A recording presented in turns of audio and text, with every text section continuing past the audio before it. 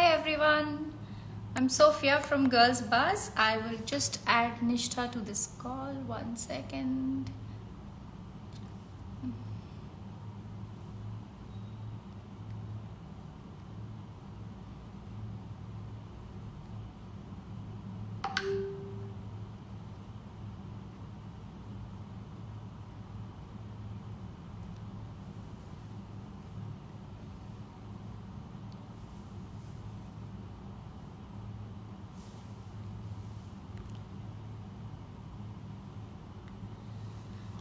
Hi Nishtha, are you there? Can you send me a request to join?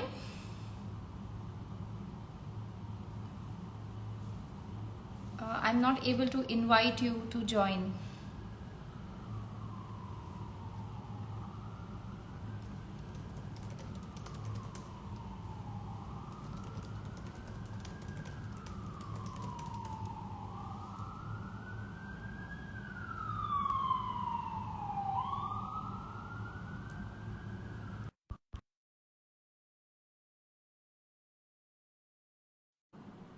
She has just sent an invite. Let's see if she is able to join in.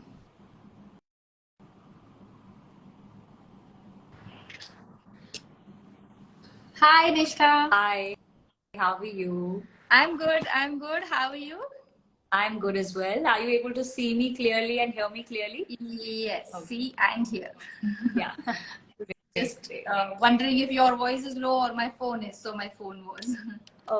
Okay. All right. Okay, great. So everyone, we have Nishtha Bijlani with us. She's a yoga teacher based in Mumbai, ex-media professional, I read. Yes. Great. Why don't you tell us something about yourself?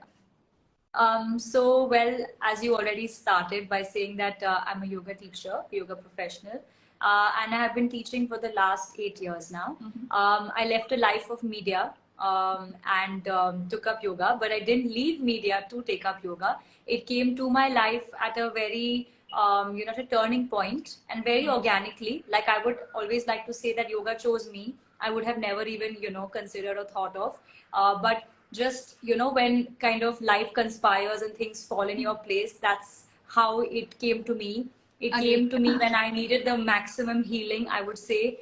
And so since that moment, there was no looking back. Yeah. So when you started on your journey, like how did it start? What was the starting point that made you think about the fact that you want to become a yoga teacher?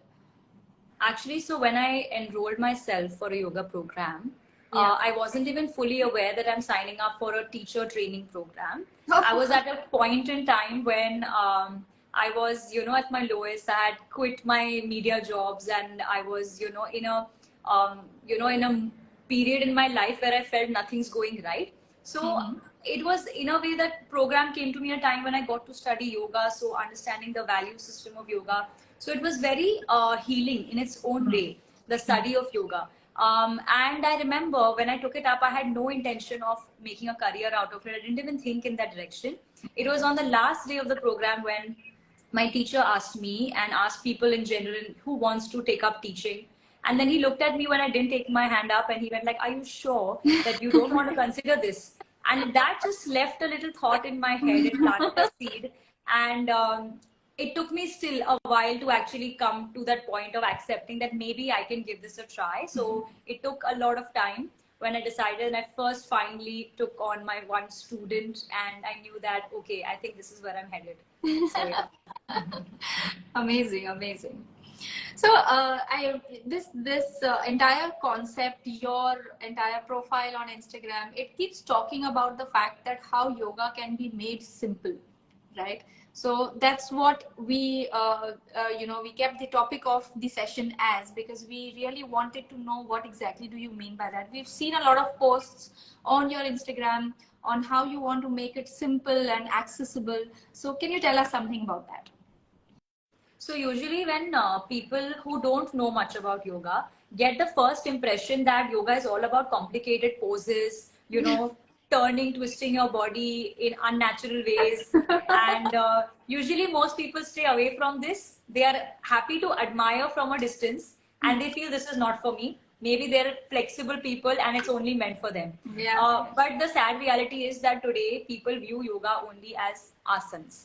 But there is so much more to that. Yoga is a way of life. It's the way we live. From the time I wake up and the first action that I take to the first thing that goes in my mouth, everything is a practice of yoga.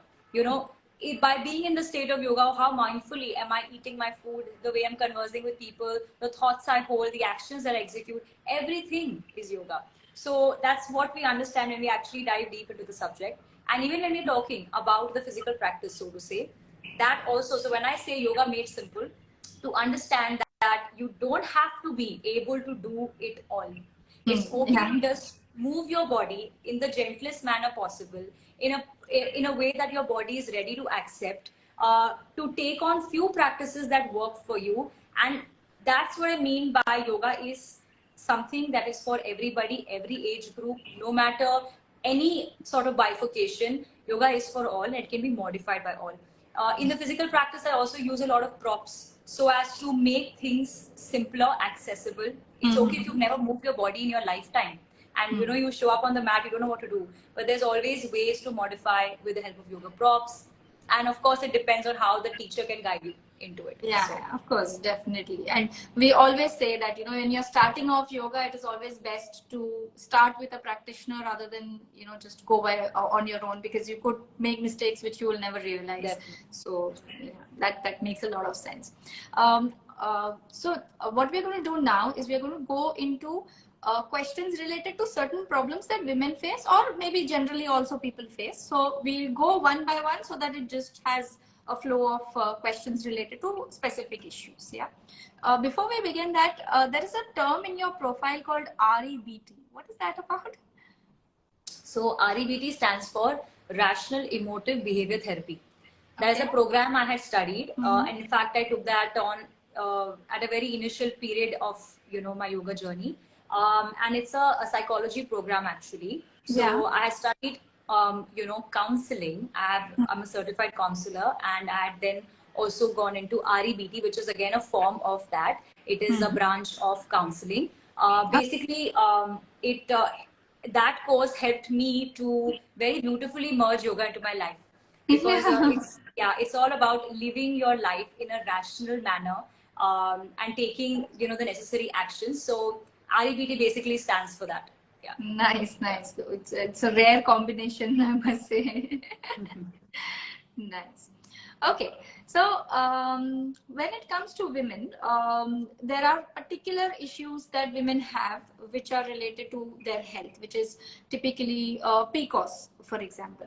So can you tell us some simple things that women can do for PCOS, and how does it benefit them? How does yoga? So talking about PCOS, we understand that it is a lifestyle disorder. So that means that it is a lifestyle that needs to be changed. So when people usually come to me and say that I have PCOS, or not just PCOS, problems, disorders like PCOS, which are all lifestyle originated. Right.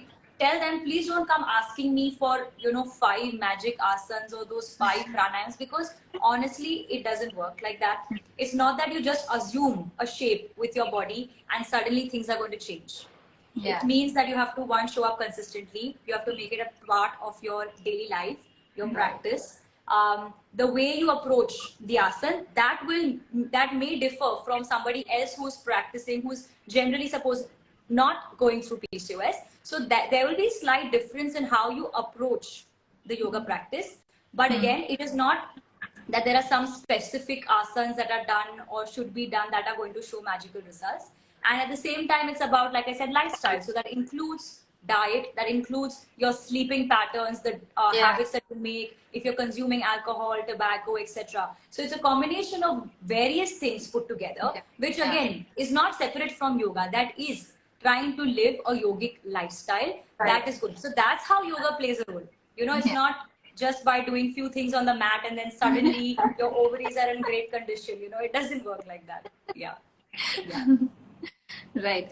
Before I continue, everyone, if you have any questions, there's a tiny question mark icon at the bottom right. Please put your questions over there. At the end of the session, we'll see those questions and we'll try to answer as many as possible. Yeah. Okay. So, flowing in from PCOS, we move on to menstruation. Menstruation, people, I mean, most women have the common issue of pain during menstruation or typical backache, cramps in the legs. So, are there any things that yoga can do to help here? Because typically we hear that you should not be exercising during that time, but can yoga help in this situation? Yeah. So definitely, I mean, even when you're on your menstruation or when you're approaching your menstruation, you know, a few days before, when we're experiencing PMS like symptoms, or when you're getting major cramping, painful sensations during the days, light, gentle, restorative practices can be very helpful. How that helps is when we are going through the painful, you know, menstrual cramps, the body, the muscles are going into contraction, they tighten, and that causes pain. When we are trying to do soft, gentle, restorative practices, that allows the muscular contraction to ease out, and then the pain starts to subside. That also allows the flow to be freer. Now, there are some people who believe that yes, you shouldn't be doing it. I've actually made a post on this also, that whether you should be practicing yoga or exercising on the days of menstruation or not. So the answer to it is yes and no. Yes, because it can definitely help you with the cramps, it can help you with the painful sensations, and how you do it, you know, light pranayam, meditation, yoga nidra, being very gentle in the practice, not doing anything too rigorous, especially on those days which when you're already experiencing pain, right? So not to add more tension and stress into the body. Yeah, me speaking only from the yoga point of view. But no, because I know, being when you are doing certain specific practices where they're too intense, where they're too hard on the core, where they're inversions. So usually from a traditional point of view, it's always said to avoid those practices during menstruation. Right? Of course, it's not like you're going to be sitting by the bed and restricting yourself of movement. That is not something. Even back in the day, our ancestors, you know, our mothers, grandmothers have always been working, and they have been very healthy in many ways. So hence, it's not about not exercising and not doing. It's about choosing what you should be doing and what you shouldn't be doing on the days of menstruation, and so you can actually benefit from it. Yeah, and that's where an expert comes into the picture, because it's always better to take that advice from someone like you. Okay. Many times, so when we are talking about rigorous exercising, many times people compare yoga with HIIT and say that that's HIIT, and they say that you know, I don't want to. HIIT is not good for me, hence yoga is not good for me. So how do you compare it, and what do you think about this comparison that people make? Is it right? Is it wrong? It's a myth, fact? So again, I had a very recent post on such fact, Really? so to say. But so basically, this idea also comes from, even if you talk about comparison of people try to make so-called yoga versions of intense workouts, the idea is coming from a space where somebody is trying to get it all from a yoga practice. Now, when you are doing a HIIT workout or any kind of intense workout, you're going to the gym, you may have certain goals, such as I want to lose weight, I want to be toned, I want to have a body, whatever, which is great. But to have that expectation from an intense practice where you're monitoring your diet, everything goes in place, is great. But when you start to have the expectation of I want to lose weight, I want to be toned, and you want everything to come out of an asana practice, then it's like putting too much expectation out of it. Very often, so students go to teachers with these unrealistic demands. In 20 days, I want to like lose so many kgs. I want abs. I want this. And here you are like, actually, the yoga practice was never intended at making your body a certain package, right? It was intended for a more meaningful practice to actually elevate you mentally and spiritually. But people forget that. Sometimes teachers give into it. They give into it because it probably helps their business or helps with more students, because people are always so eager to lose weight for some reason. But they'll not control their food intake, or they'll not see what they're eating. But somehow magically they must go to a class, pay money to a trainer, and you know, get all the results. So the problem arises when these two are mixed. and the underlying, what you call reward is put out as weight loss, ye milega, you get this body, etc. So when you separate the two, then a person can clearly see this is what yoga is here to offer you, and this is what this said exercise form is offering you. Once that distinction is made, I think everything can fall into place. So then there's no point of comparison only. Yeah, it feels so funny. I mean, we have heard these things so many times that the only thing that people are ready to give in for their own health is that 1 hour in the gym or somewhere, but forget what they do in the next 23 hours of the day. So. Yeah. Nice. Okay. For women, of course, we know that PCOS and menstruation, there are many things that yoga can do to help them. Are there any other health issues that typically women face which can be resolved by practicing yoga consistently? So it depends. I mean, I would say there are definitely some specific issues that women tend to go through when it comes to the hormonal health. Hormonal health in women can be way more sensitive, and it can get acted up more easily as compared to men. And at the same time, women go through a lot when it comes to giving birth, when it comes to having regular menses, etc. So all of this boils down to good hormonal health. So at the end of the day, women have to watch out a little bit more, because we go through a lot in our lives anyway. So also for those women who are, say, homemakers, and they're spending a lot of time at home, probably looking after a lot of housework especially. So again, then they have specific things that they must look into, because then they end up neglecting their bodies, they neglect their emotional health, and they're always after serving everybody, and looking after their family. So definitely women have a couple of more things, I would say, to look into when it comes to their body. Hormonal health gets affected majorly because of high cortisol levels, that is stress. So when they are going through periods of extreme stress, which can be because of many things, because as a woman we take many roles professionally, as a student, as a daughter, as a wife, as a homemaker, whatever. So if there are these many roles and gaps to fill up, stress levels can be high, and hence it becomes almost, I would say, a necessity for every girl out there to own up to her health, and to understand that she needs to do this for herself. So that there is, because a woman has the capacity to give so much out to the world and out to people, right? But for her to function from a cup which is full, she needs to first refuel herself. And to have the practice of yoga in her life can really help her to keep her stress levels in check. Once her stress levels are in check and balanced, where she has the awareness that, okay, I am going through high periods of stress or anxiety or depression for that matter, but I have this practice that is holding me. So I can also take the necessary actions as a result. Right? Life is not going to change, but the capacity becomes a bit better. So she is in a better position to handle that. As a result, hormonal health can be checked. She'll be in better connection with her body. She'll understand, so because for women, it's very important to have that psychic connection to the body. We have a 28-day cycle that we are going through. And if that connection is missing, it does get a little hampered. So deeper awareness to your own body, having that feminine touch within, and yoga practice definitely comes very handy. So gentler practices, which can be very stress relieving for the body, for the mind. Breathing a lot, great practice of pranayam, very, very helpful for a girl, a woman to start including in her life, so that she can, be functioning from greater potential. Very nice, very nice. You put it so well that it kind of encompasses everything. Very nice. Okay, moving on to a couple of generic issues, may not be only specific for women. Nowadays, people are working from home. So I'm going to club two questions together that I have in my mind, where we're talking about people mostly working from home and, sitting on computers for hours together, and then also, being on your mobile, taking calls, constantly messaging.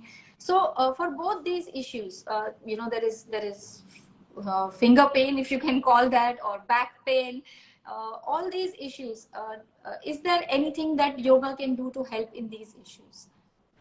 Definitely, because the practice of asana greatly improves the posture and brings awareness. So everything starts with awareness, we understand, right?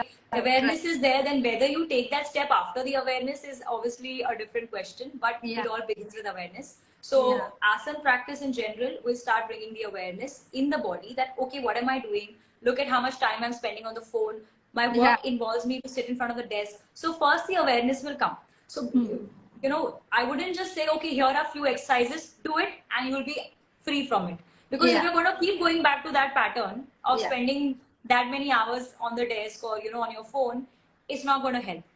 But one is awareness, understanding where to strike that balance, having a moderation, taking those breaks from your phone and your gadgets, relaxing your eyes, your joints.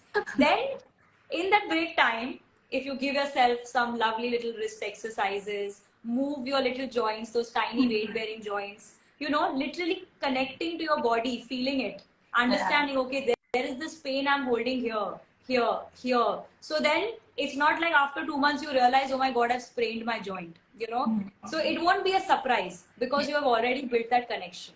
You already understand, okay, there is a little soreness here. Maybe I'm not taking care. My neck hurts, my shoulder hurts. We won't realize it till we don't withdraw from all these addictive gadgets. So starts with awareness. Second would be to incorporate daily small movements, what in we call in yoga as Sukshma Vyayam.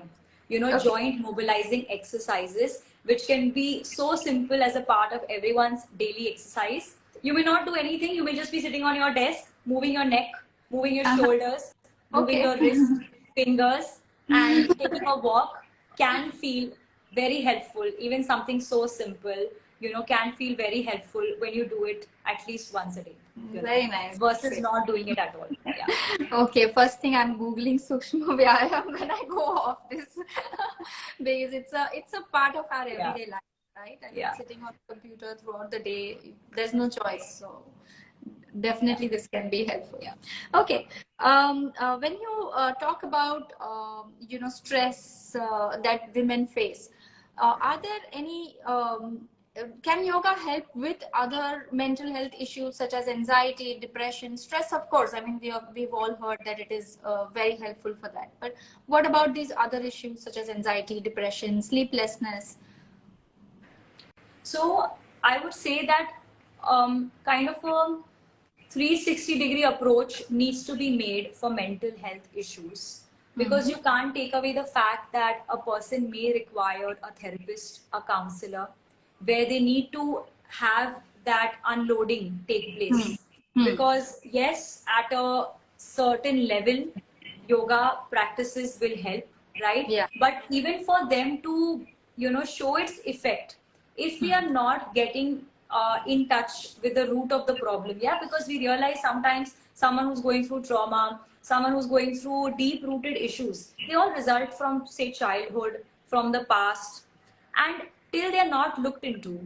You may work at a superficial level. Yes, you may do certain other practices in the form of meditation, asana practices even, and you may feel releases. You will feel releases, but the deep, you know, inner work will only take place when you also start to bring on another person, such as a counselor, such as a therapist, who can guide you into understanding your own issues, where they're arising, and that simple guidance that you receive from a person, an expert like that, can help you then, you know, understand what your steps should be. So they help you so beautifully too, because I've studied counseling, so I understand this. And I do, you know, end up seeing very often that yoga teachers end up assuming the role of being counselors. It kind of, you know, feels very time, because see, again, this is a path of healing. So yes, there are great ways in which a yoga teacher can come, you know, in the picture, but cannot be the be all and end all. So as a teacher, I would also tell other teachers usually that, you know where to draw the boundary. Because it's not your job to, you know, to assume your role to be their counselor, their therapist, their doctor. Sometimes you have to take that distance, tell them and guide them in the right direction, that maybe you need to see a therapist. Because they need to get that professional guidance. And simultaneously, this is always a, you know, a parallel universe that, you know, is always surrounding you. Yoga is going to hold you. But deep inner work will only happen with therapy and counseling. Yeah. Yeah. So people who assume that you can go it on your own way, do yoga, and you'll be fine. It may not necessarily work like that. There are times when you would have to rely on proper. And I think it's okay for a person to think they can handle it, because honestly, you have to come to the point of being ready. You have to come to the point of having that willingness that, okay, I am now maybe ready to handle it with a different approach. Yes. I'm not saying today that, okay, no, you've got anxiety, you've got this, you must go to this person, and yes, you have, and honestly, we are all working with ourselves, irrespective of expert guidance. We are still our own teachers in many ways, and that shouldn't be taken away. The fact that we have the capacity to heal and understand ourselves should not be taken away. So there's a lot of self-work we are doing, but times when it gets so hard that you are not able to do anything and you're not helping yourself, then you have to reach out and take that extra help. Correct. Yeah. Okay, in the beginning of the session, you spoke about, yoga does not have to be very complicated, and people have a lot of, understanding that yoga needs to have a lot of balance. You need to have a lot of flexibility.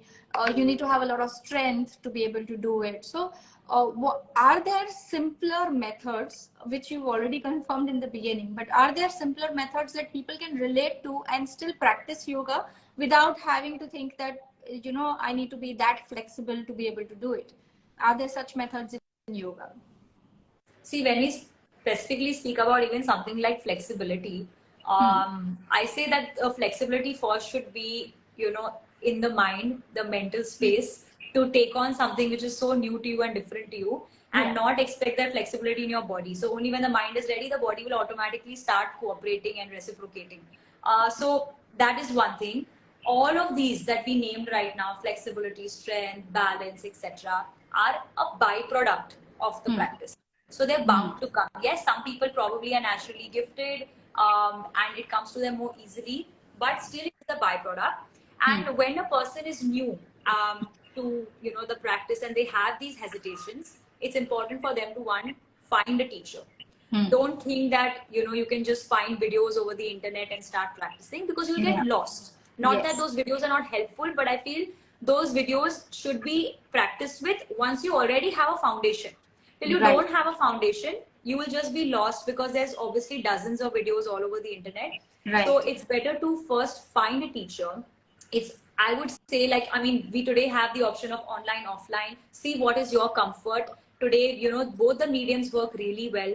Look in your vicinity or ask around. So word of mouth really helps. Find somebody who, someone is practicing with. Discuss with the teacher. Express your hesitation. Maybe it is always, I would say, very often it's good for a complete beginner to start off at a one-on-one level with the teacher. So when it's a personal session, the teacher can very, specifically guide them, set a foundation, and then they can probably join a group environment. So the teacher will obviously approach the student from a very beginner point of view. So practice will be gentle as per the person's specifications, if they have injuries or any other medical conditions. And once they're ready and they're comfortable, then, they can move on to a group environment, for example. Yeah. Obviously, as we said, that having the first understanding of yoga is more important than you to just start practicing it by yourself. So really nice. Okay, so we're going to start taking some questions from the audience. As I mentioned, you guys can put your questions in that small question icon at the bottom right, and we'll read them out from there. Okay. Rajkot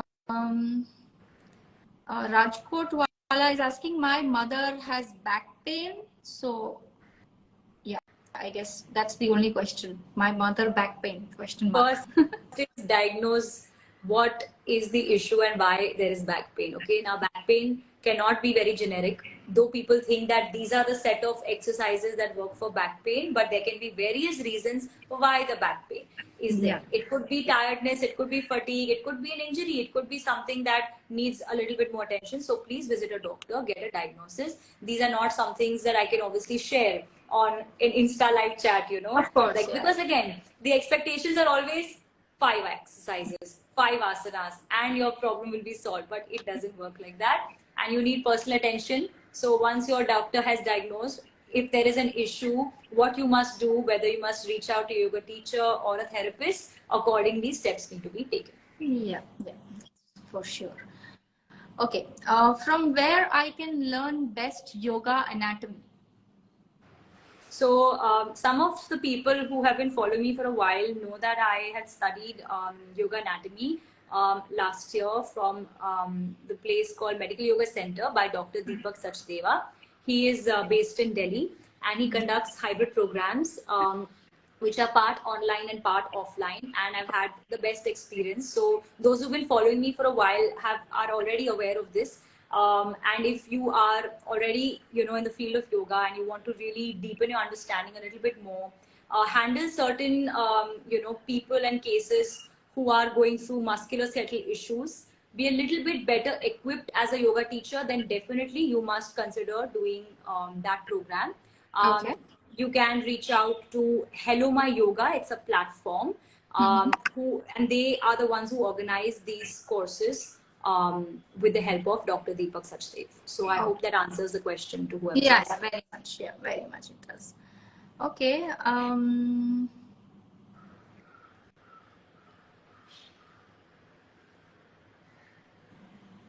Okay. Any tips on for someone starting out teaching yoga after 200 hours teacher training?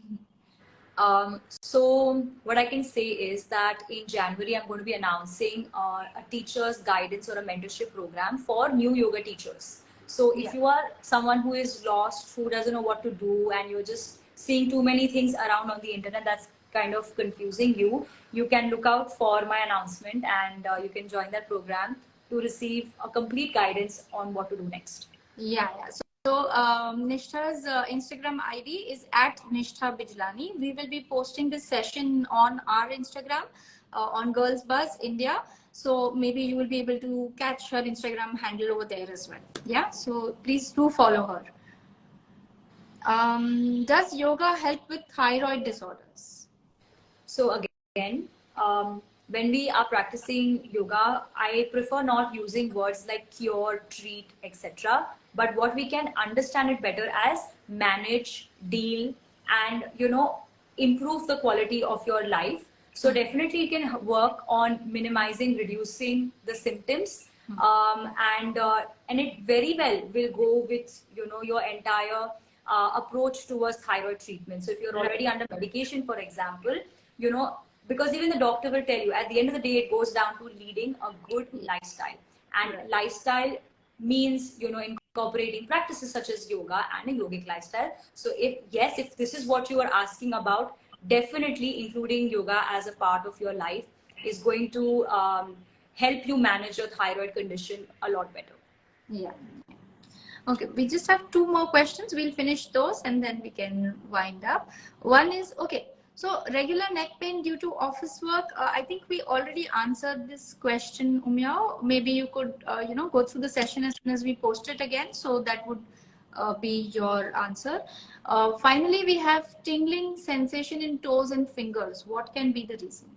So this can be probably a medical condition. So yes, you have to get this diagnosed, and the doctor will probably ask you to run a series of scans. So again, this is not something I can casually speak on a platform like this. Yes, it could be something that needs to be properly diagnosed. So yes, don't wait. Yeah. Okay. Fine. Okay, so Nishtha, before we wind up, do you have any final tips for our audience? So I would want to say that if you have been hesitating to, get to that yoga teacher, get to a yoga class, don't. We are getting to the new year, and even though resolutions are a little too overdone, but it's not even about having a new goal. It's about taking your same old goal and just, making it go one day at a time, and truly observe the change for yourself. Because I feel, and I've seen that, across, that once you kind of step into the world of yoga and you adopt that practice, it's very hard to completely turn your back. It will always plant a seed and it will continue to sprout and grow. So it will keep pulling you back, and you will realize what a beautiful connection you can form with yourself. Yeah, that's true. Okay, great. It was wonderful talking to you, Nishtha. I think some of the responses that you gave, I had a lot of smiles on my face because I could literally relate to each one of them. And I can, I mean, I know I've been thinking of joining yoga classes, and that last bit was definitely helpful. Great. Any questions you have for us, Nishtha? No, I'm very thankful that you decided to get me for this conversation. It was lovely talking to you and Yes, lovely yes. interacting with all the people who were here present today. And I hope that you all listening, even though you entered in the middle, but I hope you had a little takeaway from this session and this talk that we had, and have a good start to your year on this note. Thank you so much. Thank you so much. Thank you, Nishtha. Bye bye. Thank you for And we'll be having posting me. session, so please you guys can check it out on our Thank you so Instagram. much. Yeah. Yeah. Thank you. Bye. Bye.